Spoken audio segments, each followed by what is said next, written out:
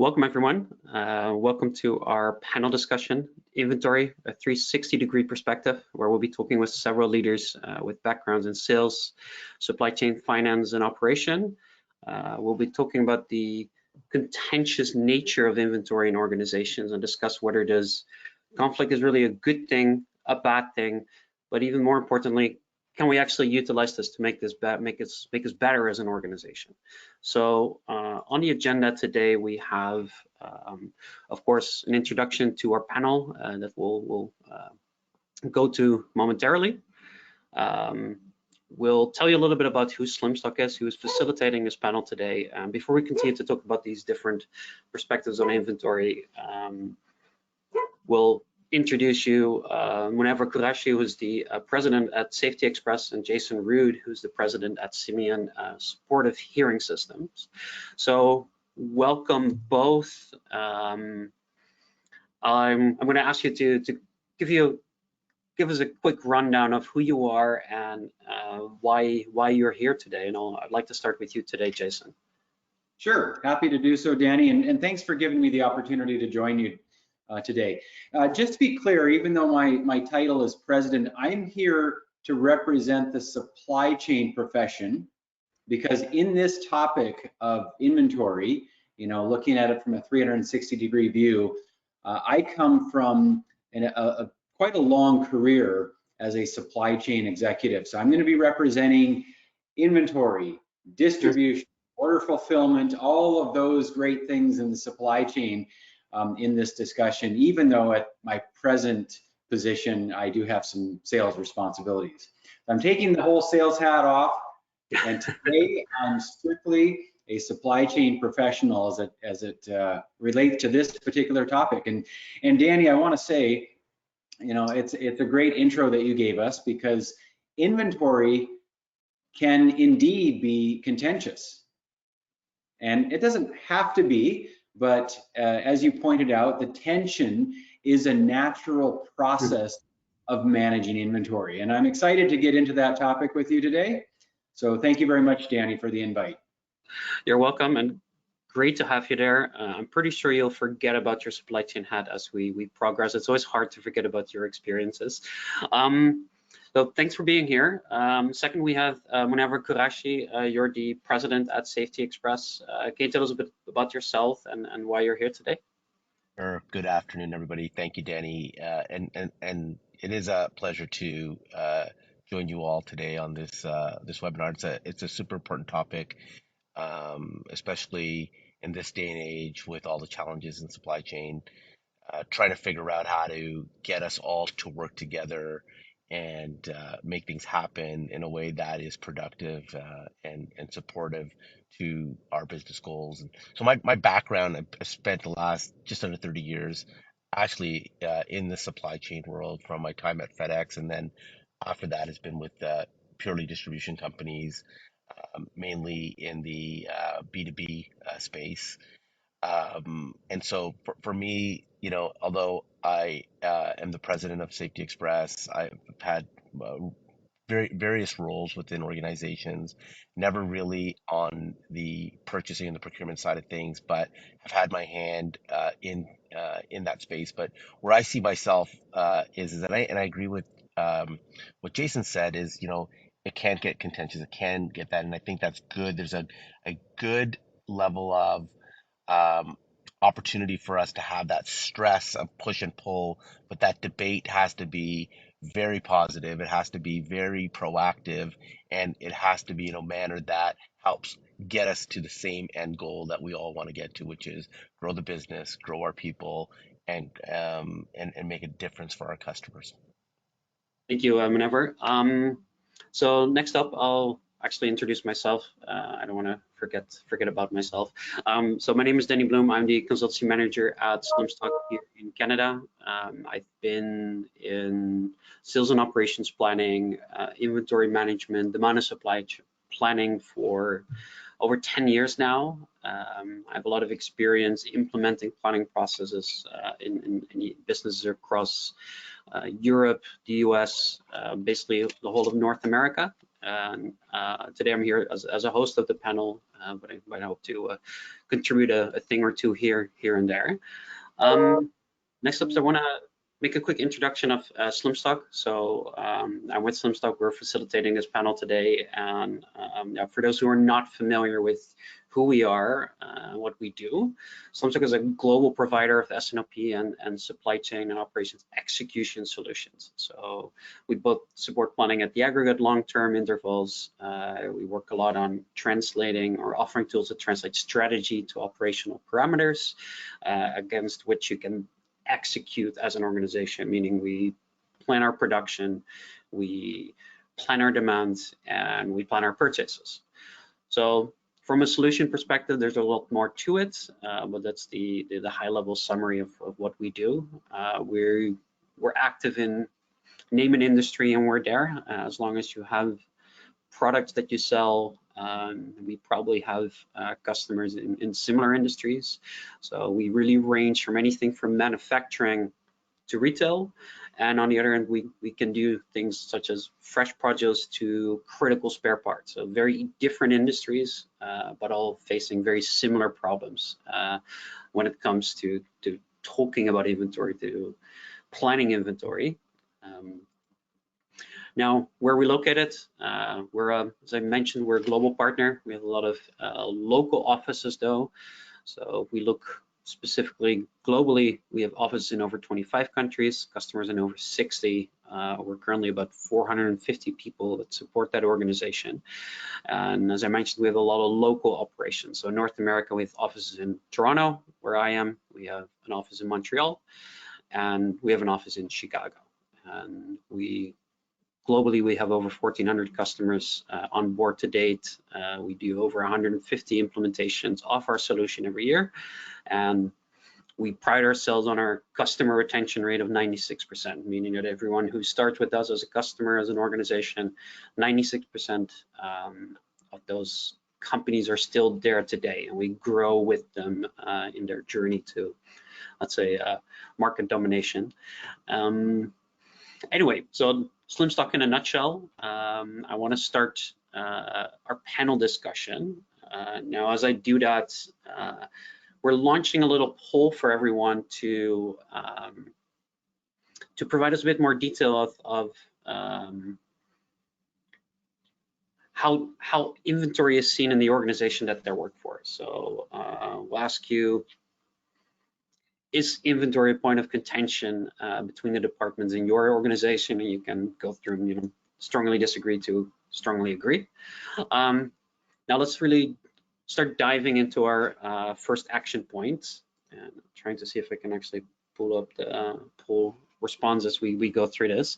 So our first talking point today, there's different departments and organizations that have a different view on, I think, the importance or the way we really look at inventory, how we treat inventory. Typically, we're generalizing a bit in this discussion because there's always, a different flavor to it. But we have sales teams that have a certain view. We have finance that has a different view. We have operations that has a different view, and we have our procurement and sourcing teams that have a different view on inventory. So let's start a bit with that. Whenever you've had a strong background in sales and business development, how would you really say that from that perspective, how do you see inventory as a salesperson? Well, from a sales perspective, and I think you could go to any salesperson and ask the same question, you probably get a very similar answer, maybe with a few different words, but is that, they want the product that they want when their customer needs it. And their perspective, often that perspective is that, my customer says he wants X, whether we have it or not, we should have X. And so there's this demand of bringing in, thousands of products as opposed to bringing in the handful of products that we kind of get that back and forth tension on between the supply chain team. Yeah. Jason, I hear whenever talk about we want the products when we need them, Now you with the background in supply chain, what is, when you hear that, what's your reaction to, how realistic that request is? Sure. Well, it's kind of interesting. Let's talk first about the emotional response that we as practitioners have to inventory. First of all, there's sales, and the emotional response to a salesperson is terror that the inventory that they're trying to sell is not there. Whether it's the mix, whether it's that particular SKU, whether it's an entire family of SKUs, the fact that we would potentially lose out on a sale because we don't have inventory is a salesperson's worst nightmare. So just kind of understanding the emotional baggage that comes with talking about inventory. And that's kind of why when we as supply chain practitioners come into a sales and operations planning meeting where we're working with marketing and we're working with sales, and we have to kind of understand that there is a really strong emotional response. But let's describe what that emotional response is from a supply chain professional's perspective. And I want to zero in specifically on those supply chain professionals that manage inventory for a living. They're either on the supply planning side, they're often on the demand planning side, which is why they're brought into S&OP meetings and integrated business planning, where those types of strategic discussions are really important and must feed back into demand planning.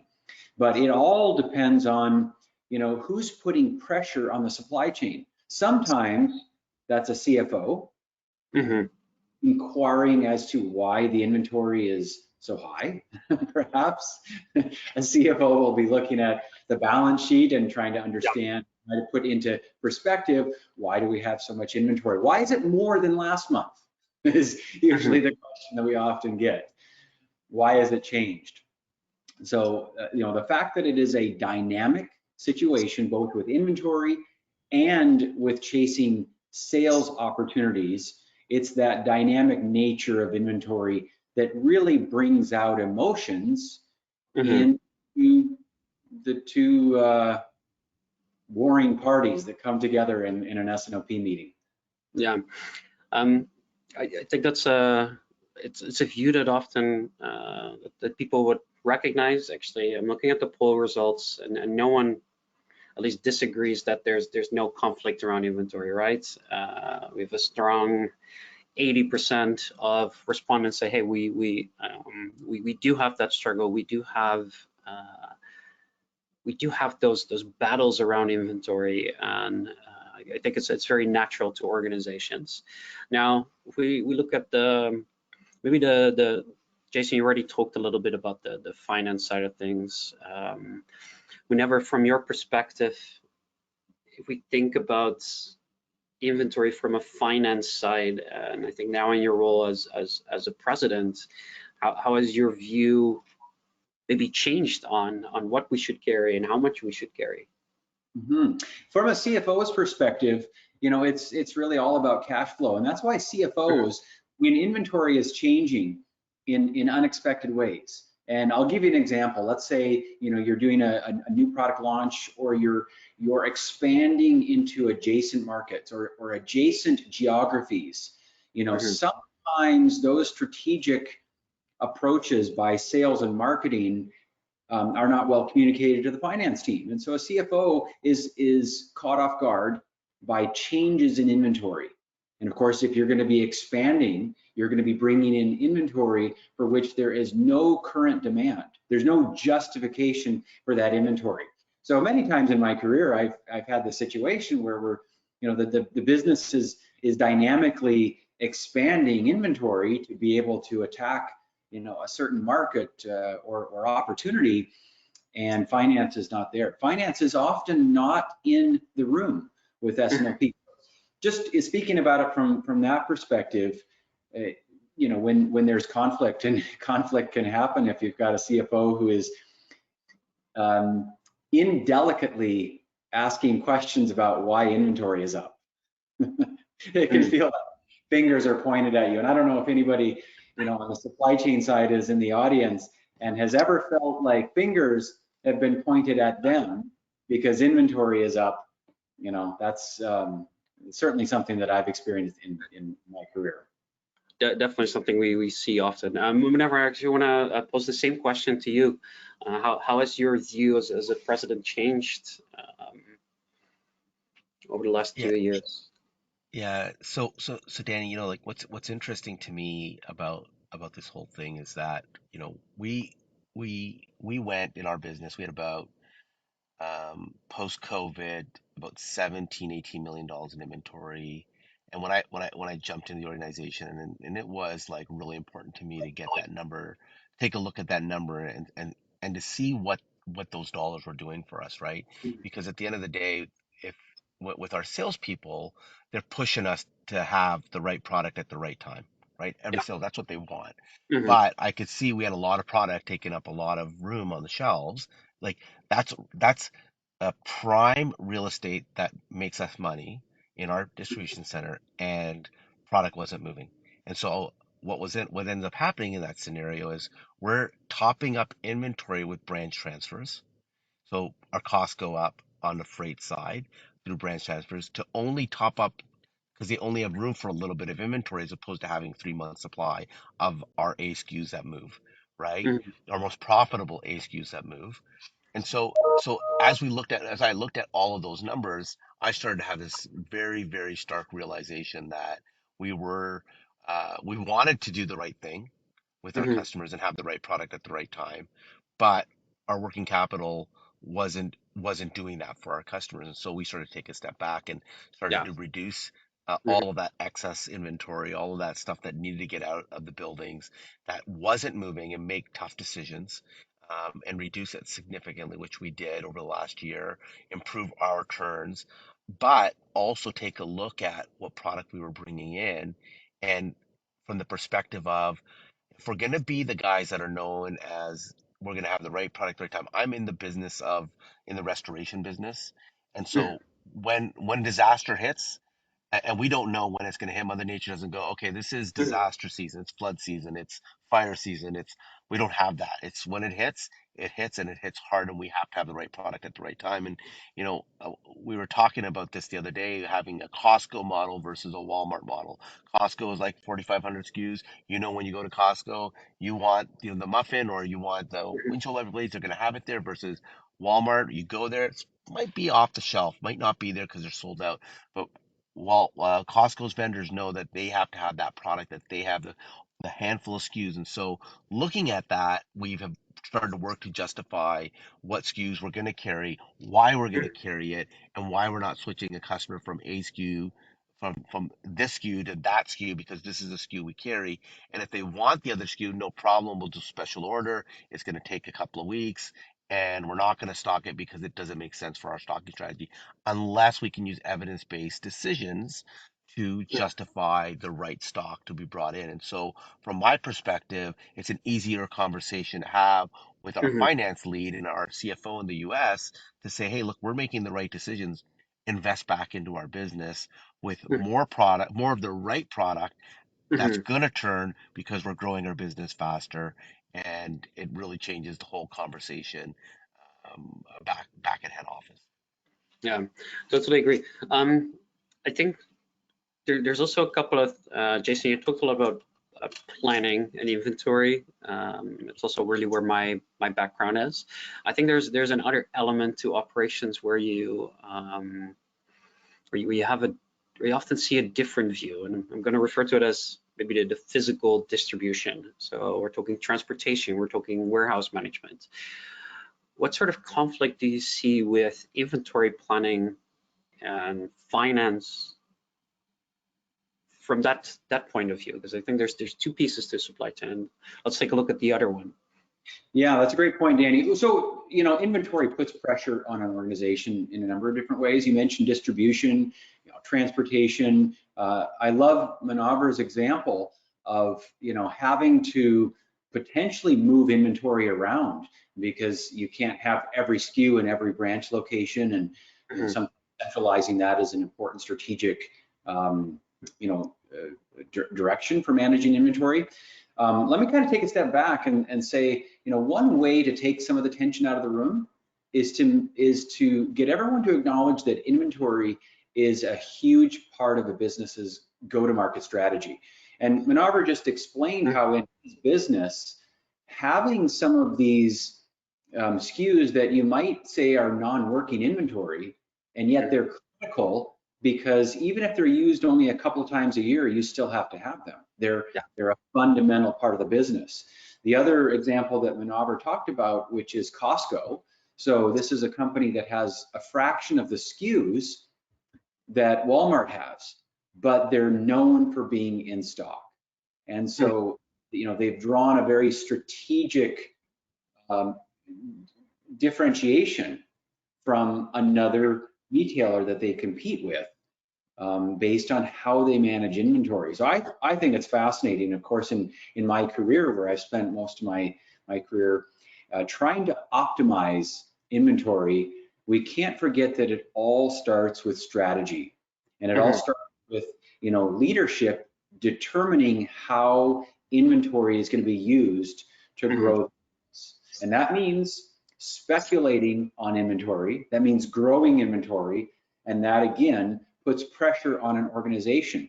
It puts pressure in three ways. One is cash flow. If more of your cash flow is focused on inventory, that takes away from cash that you could be investing in other parts of your business, what capital improvement projects or headcount, people that you need to do the activities within the business. The second piece, though, of course, is the infrastructure, and Manavar just kind of talked about it. There's only a limited amount of space in a distribution center. So when many companies will go down this pathway of SKU proliferation. Everybody in the supply chain world knows exactly what that means. And to those of us in the supply chain, it's kind of like a dirty word, proliferation. It means that SKUs are expanding, endlessly, and eventually you run out of space in your infrastructure. And so then you start making some really tough decisions, and that leads then to the third piece, which is logistics and freight. And that's expensive.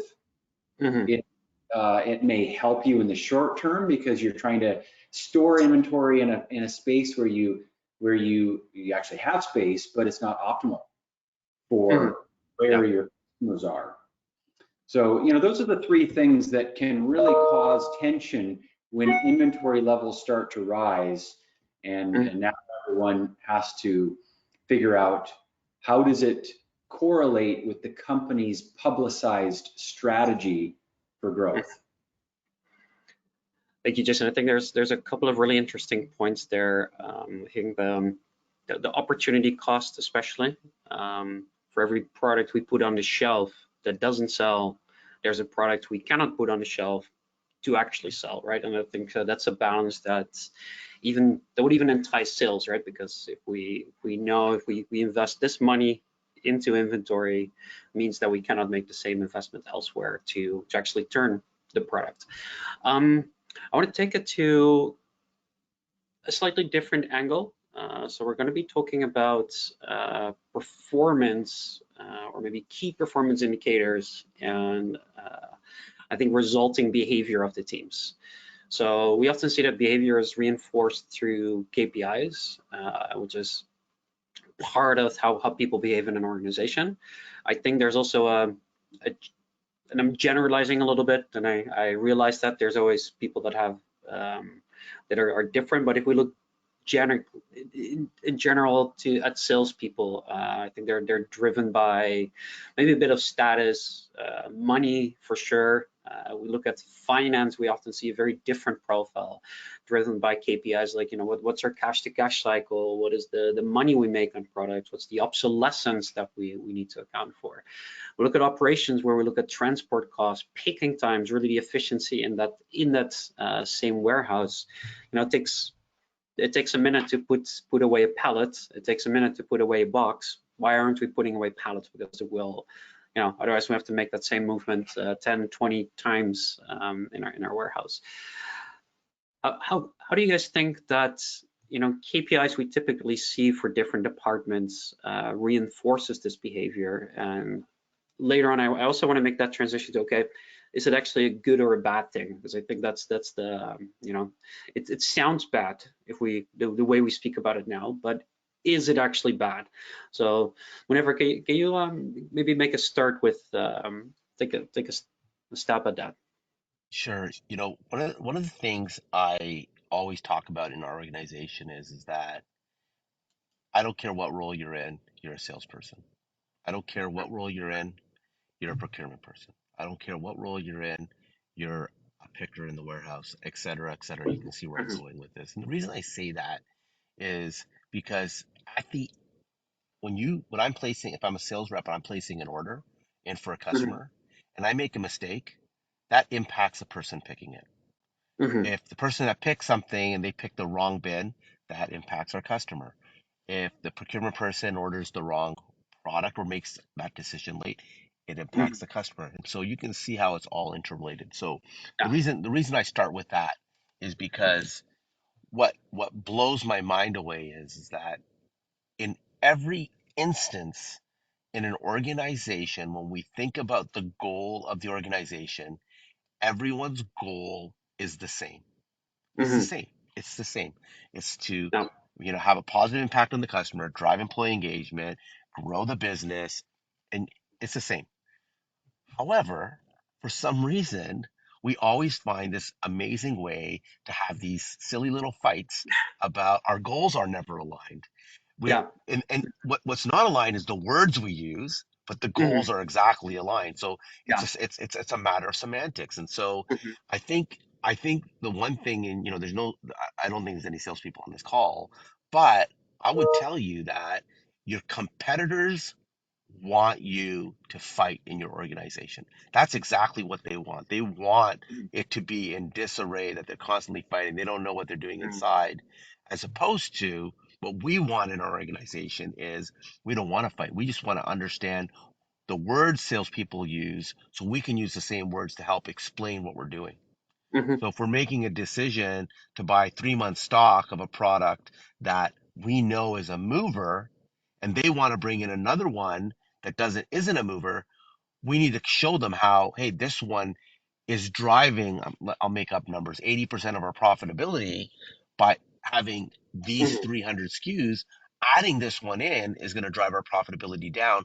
How do we ensure that we're going to do that? And how do we work together on that? And that takes work. That takes a lot of work. It takes a lot of, communication and having to talk to people that maybe in the past we didn't want to talk to. And so what I tried to do in our organization, and look, I don't want to paint that we're perfect. We're not. We have a lot of work to do. We've been working on this for the past year, and we're getting better and better and better at it. And I'll never say we will be the best at it because I don't want to take it for granted. But I'll say this to all of you on this call, that the olive branch on how we can get KPIs aligned is starting with each person on this call by going out to those teams and trying to understand what the challenges, what they hear from customers. I think Jason said it earlier. It was that emotional response they get when the customer says, "You don't have my product. I'm going somewhere else," and it breaks their heart or their paycheck oh, I can't, I'm not going to get paid or whatever it is. We have to figure out take a day in their shoes to understand how we can communicate better with them so that they will come back and do the same. And I would say if I was on a call with a bunch of salespeople and talking about this with them, and I would say the same thing to them, it's their job to go to the procurement team and have that discussion and figure Mhm. out how to align those KPIs. Because once the language is aligned or the Mhm. understanding Mhm. of the language, it just becomes so much easier and so much more rewarding because then the magic happens. That's when the customers get the product they need. That's when we hit the working capital metrics, our DIO, Mhm. et cetera, et cetera. So to Yeah. me, that's the perspective that I would take on it. Okay. It's a very interesting perspective. And Jason, maybe back to you. What's your view on this? Yeah, well, I really love what Manaver said, and obviously a great leader is going to communicate in exactly how Manaver described. Communicating the goals and objectives of supply chain to the sales reps and vice versa. Explaining the importance of sales to those who are on the supply chain side. That type of cross communication is extremely important. Now, there's a couple things that Manaver left out. One is sales reps get commission on growth. Supply chain professionals do not get commission on growth. That being said, KPIs can absolutely be used to align everybody around growth. And there's no reason why supply chain can't feel as excited and enthusiastic about growth as anyone else in the company. So, when we talk about KPIs, I have been part of organizations where there is a bonus that is based on company performance, meaning, growth and profitability. Now let's talk about the profitability side, because it's a very rare organization where sales reps commissions are based on profitability of a territory and not purely on sales growth. And the reason for that is simple. It's really, really hard to do the math on product, on overall, when you're taking in the cost of a supply chain and baking that in, then measuring overall profitability by territory is extremely difficult. You're having to allocate all these corporate costs and the cost of inventory, and how do you do that for a sales rep's territory? So I get it. I understand the challenges financially of being able to align KPIs, but I have been part of organizations where overall profitability of the company does play a role in sales rep compensation. And I think that's an important way of bringing everybody to the table and allowing them to then listen more acutely to Manaver's message, where leadership is telling everybody to be at the table, to play nice, understand their roles, and work together to optimize inventory and grow the business, because both can happen if we're smart about it. Yeah. Danny, I just want to make one comment. I think it's important. I want to just reframe one thing that Jason said, and I think, yes, it's important, right? Like, sales reps are comped on sales, but they can't sell what they don't consistently have in the barn. And so why I think that's important is that that's an important metric for on the procurement side, on the supply chain side, is to have the right product in the barn, but not have a lot of diversity in SKUs. And so that's the language I'm talking about. Is their end goal is to sell. They want to sell. The supply chain person's end goal is to sell, move profitable products, right? And so if we can just get those two people talking on the same product now, it can still be profitable and aligned to the salespeople. It does take, Jason's right, it does take strong leadership to get people to switch their thought process. This is not an easy task.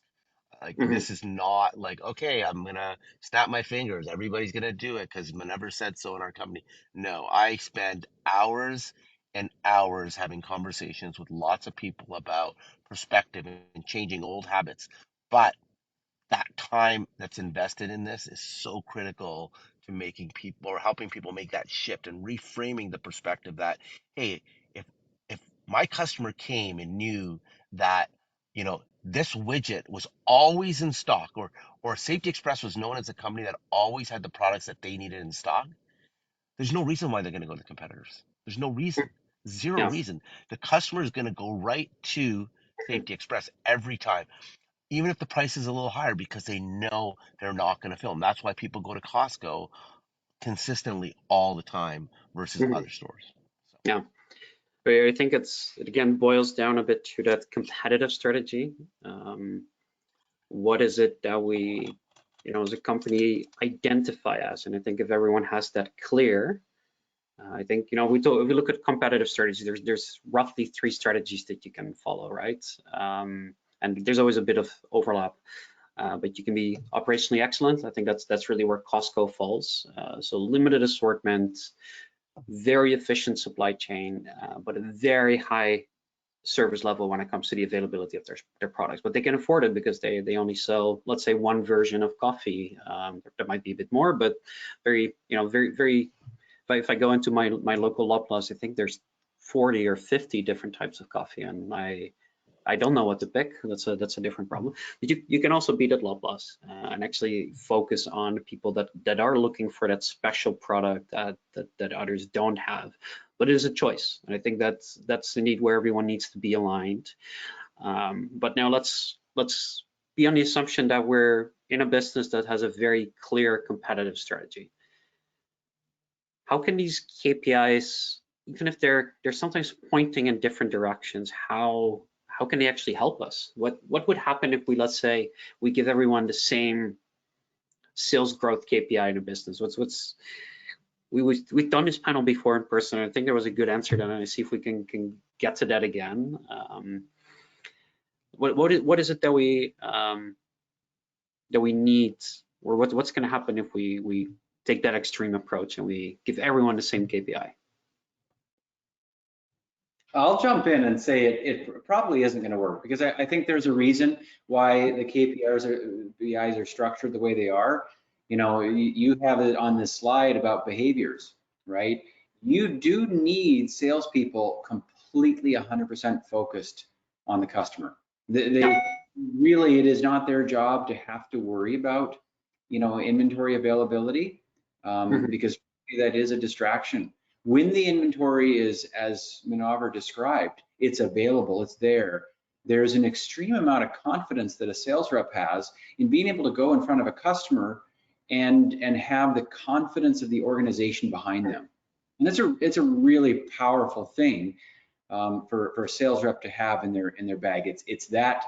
Well, Manaver talked about the reputation of his company is based on, you know, product availability, and it leads to sales, and it leads to margin opportunities over competitors. So it's competitive advantage. And it gets back to my point about inventory is strategic. So what happens when things go wrong? This is where the KPIs and the KBIs, you know, need to be addressed. So things can go wrong when you speculate on inventory for good reasons. You know, new product launches, and you know, everyone from the marketing team is really optimistic, and it doesn't take off.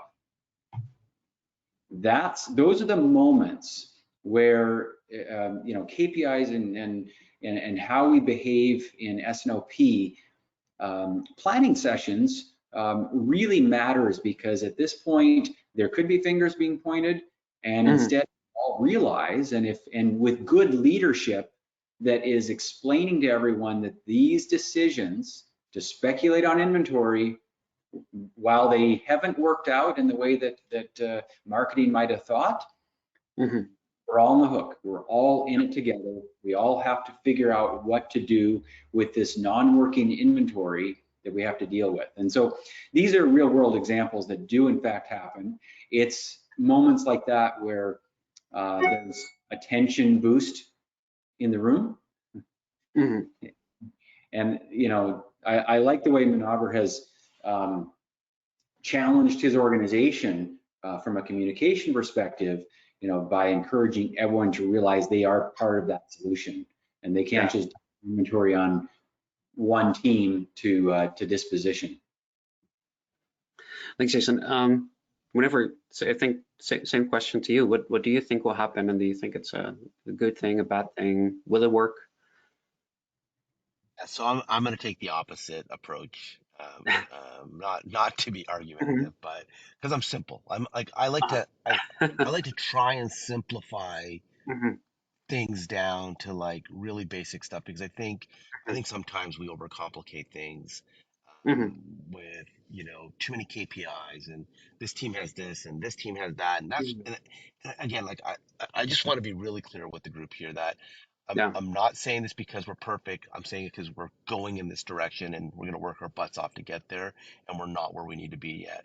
But I think if the KPIs are simple, you know, hey, procurement people, make sure you have the products, the assortment that we've agreed on are in place. You have it in stock.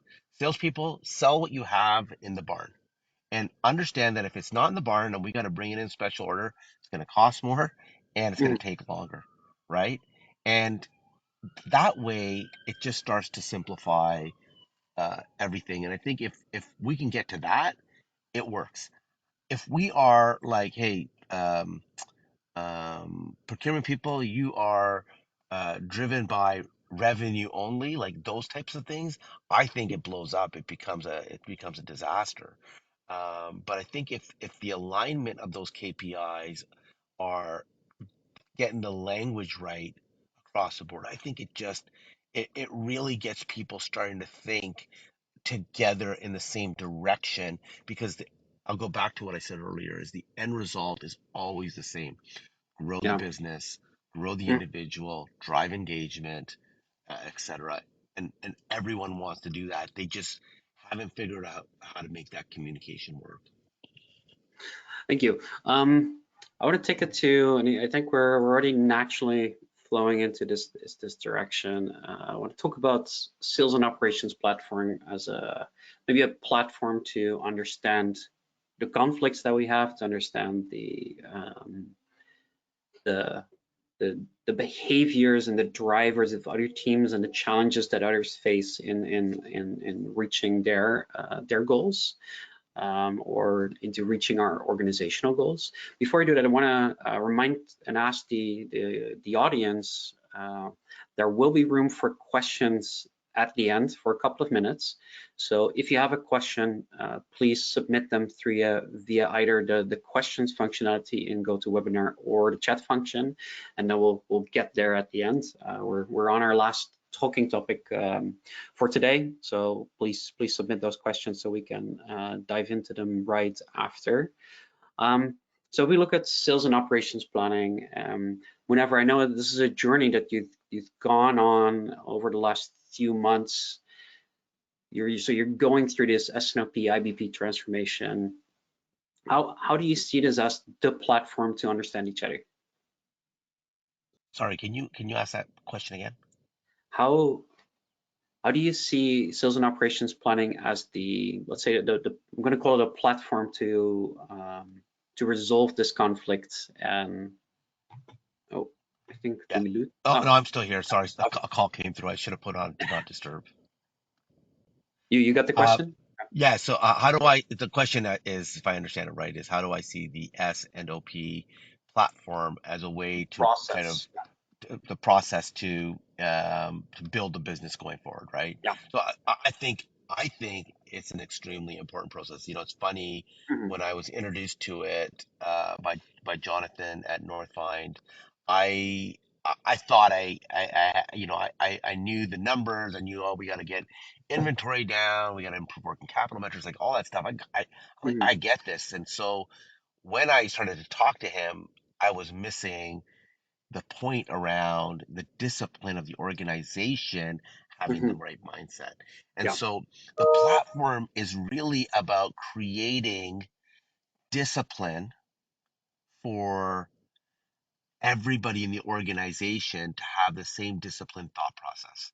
Yeah. So this to me is what the game changer is, right? Mhm. This is what when I think about having people understand how the business should operate, this is how the business should operate in a distribution business, especially, right? You can Mhm. apply it to other things like manufacturing, but in a distribution business, we are in the product moving business, period. Mhm.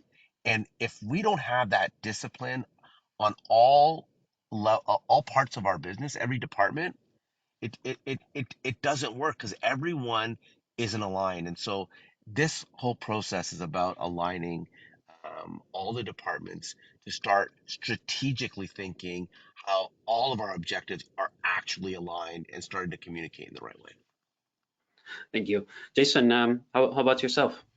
Actually, yeah, I completely agree in this part with Manaber.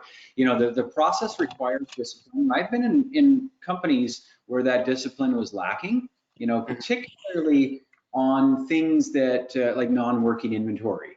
You know, oftentimes we would talk about the A's and the B's and, you know, maniacal about making sure that there is a high degree of fill rates Mhm. for inventory that was the bread and butter.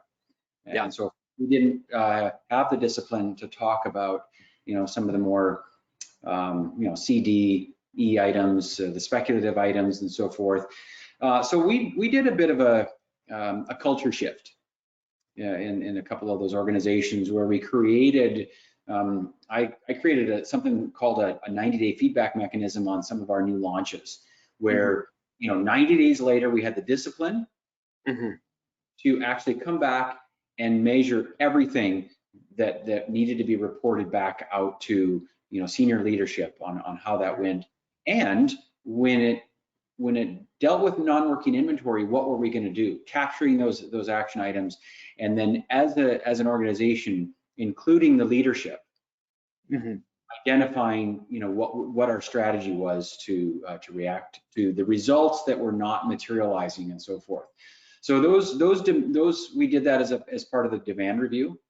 So number 3, very important to have those as separate discussions versus all the normal things that we're talking about, which is your A's and B's and ensuring that you're optimizing your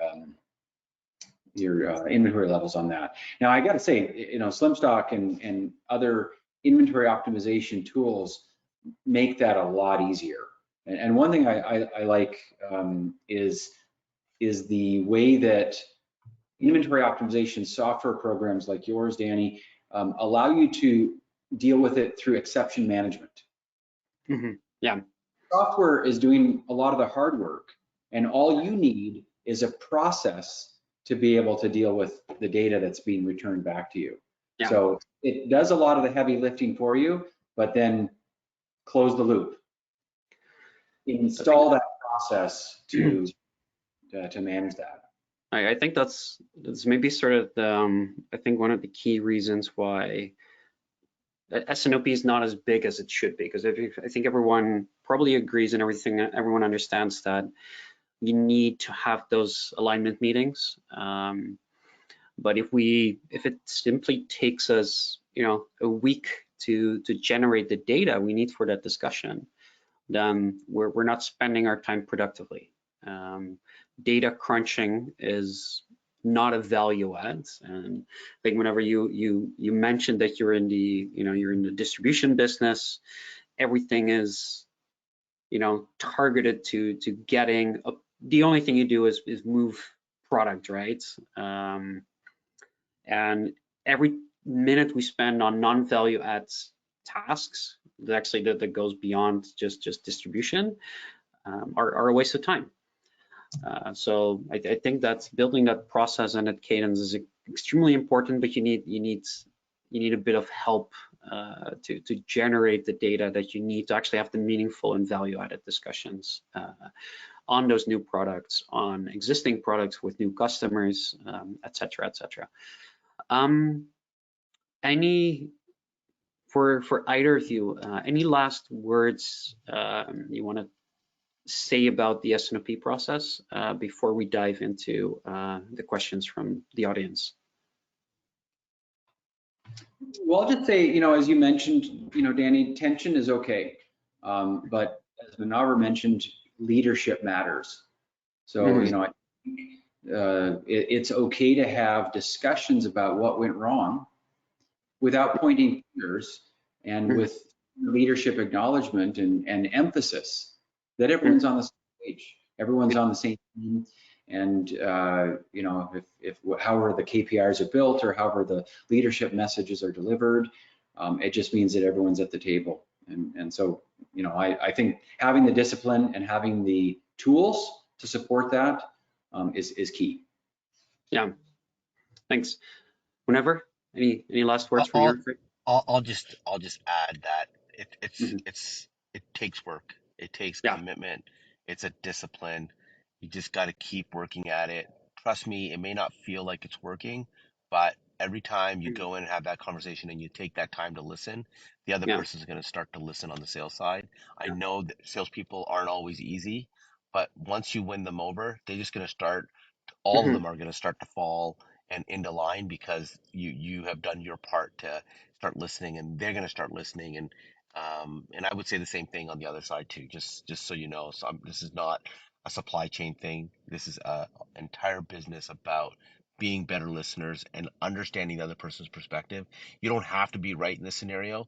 You have to be able to move forward and Mhm. get to the common goal, which is winning in the end, which is driving Yeah. business.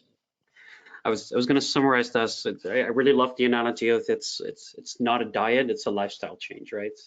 We can go on a short-term diet, try to reduce our working capital, but in the end, if we don't have the discipline to follow through and stay on that track, which is I think what S&P does, we're not actually going to make long-term changes and drive different behavior. So I want to go to the questions that we have from people on the call. So first question, oh, the screen just moved a little bit. So if we look at the question from someone here, any advice on how we can manage inventory when you have to build and manufacture customized equipment with high cost components? I think, Jason, I think in your current role at Simeon, there might actually be a little bit of that. It might not be entirely customized, but it's definitely a high tech business that you're in with in a very specific niche. Anything you want to say about that? Yeah, well, definitely when there's a lot of customization in the business, and actually Monoper's business has quite a bit of this as it relates to the distribution of inventory that has been highly customized and just isn't used every day. So that is always a struggle for any inventory practitioner and any supply chain strategist who is responsible for evaluating future demand as it relates to capital investment into machinery, equipment, all of the things that are customized. No, there's no easy answers. It's you absolutely want to involve really every aspect of your organization, finance, you're all the way up to your CEO, your chief supply chain officers around investing in the specialization that is needed to differentiate you from a competitor, because that's often what we're trying to do with such specialized inventory, is to differentiate yourself from a competitor. So those are big risks. Yeah, big investments and big rewards. I have one more Danny, question. we have a light manufacturing business in Calgary that we make truck mounts and carpet extractors. They're both essentially, one goes in a truck and one goes is portable, but they extract water, and it's like the Cadillac product of the industry. So, I would say the thing that team is so successful, it's a small team, but we have our sales leader and our production manager who basically are constantly in communication about about the products that need to be made, and they're made. We try to build them, but sometimes we'll build one product and then they'll want a customization of one. So what they've done a really good job of is going from a set of 20 SKUs down to about 10 now, and then even now we're looking at those 10 to go, which ones do we really can we are driving volume and not driving volume, so we can take that customization down, because we're not selling them in eaches. Like, we'll sell them in well, we sell them in eaches, but we'll sell quantities of 20 and 40 because they go to distributors. And so I think that level of communication is super important between the production team and the sales team. Thanks. Want to do one more question before we call it a day. So we have a question that maybe it goes a bit into a lot of detail, but I want to talk a bit more about the, let's say the strategic view on this problem. So we have a problem of customer returns. So we get a return. Now, obviously, we lose that money, but it's also that inventory, that money is basically locked up until you get the product back and you can sell it again. What's your take? I think whenever as Safety Express, where you're in the disaster recovery business, how do you view returns from a strategic perspective? Is it something that is important for sales? Is it something that's a struggle for inventory planners? What's your take? You know, it's our business is like really a one-way type business. So it's Yeah. in this business that I'm in today. Hmm. But we do still like take returns. So let's take off the table like defective and all that Hmm. stuff that has to come back because something went Yeah. wrong with the product. And let's just talk Yeah. about customer buys something and doesn't need it. So in our Yeah. business, we try to sell it one way, and the reason being is that we tell our customers up front that, hey, if there's a disaster, this isn't coming back because we could have sold it to somebody else, and you have to know that you want it.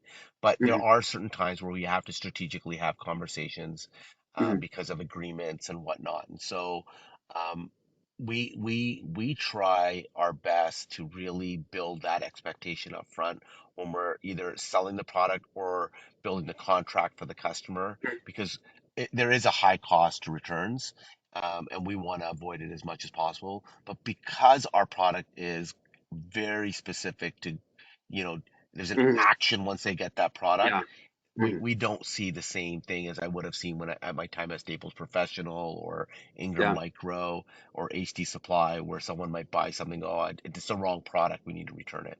Yeah. So handle it very differently today. But I Yeah. would say even in those other organizations, you know, we would try to do our best to minimize returns and discount it if we had to instead of having to take it back, etc.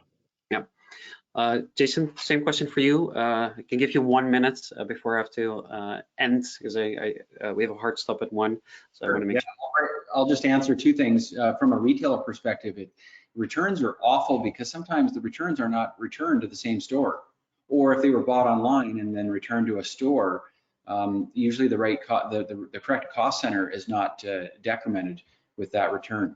So it's particularly challenging from a data collection perspective, but then sure. also from a supply chain and inventory planning perspective, returns often are demand points that should be factored in and often are not, which is why it's important to have a really robust inventory optimization solution, like Slim 4 or something that can really analyze the Mhm. data that comes back from customer returns. Oftentimes it's ignored. Yeah. Thank you, Jason. I want to thank the both of you for being here today. I want to thank the audience. I think we covered some very interesting topics where we talked about the conflict, the difference in behaviors. I think we all agree in a way that that behavior is we have to utilize to the benefit of our business. And we talked about how SNOP can be the platform to discuss the tensions and the conflicts to make sure that everyone's aligned on the same competitive strategy. Thank you, Jason. Thank you, Manaver. Thank you, everyone in the crowd. And I wish you a great day. Thank you for being Thank you, here. Dan. Thank you, Thanks, everybody. guys. Bye. Bye-bye.